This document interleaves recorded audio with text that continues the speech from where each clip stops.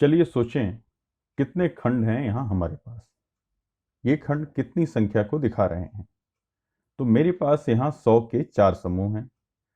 तो मैं कह सकता हूँ कि मेरे पास 4 सैकड़ा है, 4 सैकड़ा। फिर मेरे पास यहाँ 10 के 3 समूह हैं। तो मैं यहाँ लिख सकता हूँ जोड़ 3 दहाई, जोड़ 3 दहाई। और उसके बाद मेरे पास यहाँ 6 इकाई हैं। तो मैं लिख सकता हूँ जोड़ 6 इकाई, जोड़ 6 इकाई। तो मैं इसको ऐसे लिख सकता हूँ, मैं इसको लिख सकता हूँ, मैं 6 को इकाई के स्थान पर लिख सकता हूँ मेरी 6 इकाई के लिए, मेरी 3 दहाई के लिए 3 को दहाई के स्थान पर मेरी 3 दहाई के लिए, और फिर सैकड़े के स्थान पर 4 मेरे 400 के लिए।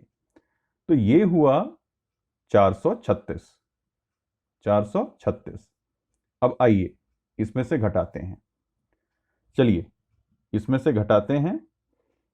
यह संख्या 300, 300 और 12, 312। और चलिए सोचें अब हम क्या करेंगे। यहाँ 300 घटाने के लिए अगर हम 312 घटाते हैं तो खैर पहले हमारे पास 6 इकाई थी, अब इसमें से हम 2 इकाई अलग कर रहे हैं।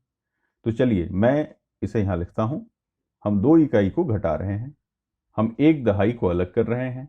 तो हम 1 दहाई तो घटा रहे हैं, तो 1 दहाई को घटाया और हम 3 सैकड़ों को अलग कर रहे हैं।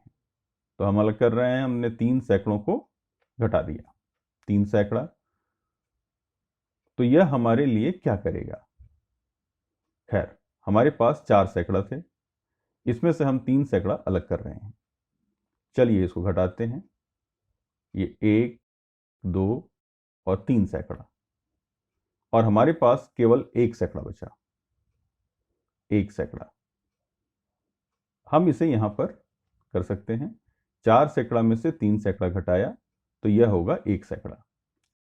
अब हमारे पास 3 दहाई हैं, इसमें से हम 1 दहाई घटाते हैं। चलिए करते हैं, तो हमारे पास 2 दहाई बचेगा, तो जोड़ 2 दहाई। 3 में से 1 घटाया बराबर 2, 3 में से 1 घटाया बराबर 2, और अंत में इसके बाद हमारे पास 6 इकाई हैं, इसमें से हम 2 इकाई निकालते हैं और फिर हमारे पास 4 इकाई बचेंगी।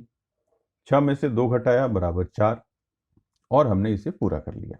436 में से 312 घटाया तो बचा 124। और आप देखिए हमने ये कैसे किया। हमने घटाया 3 सैकड़ा, हमने घटाया 1 दहाई, और फिर हमने घटाई 2 इकाई। तो हासिल हुआ 124, जो हुआ 1 सैकड़ा, 2 दहाई और 4 इकाई।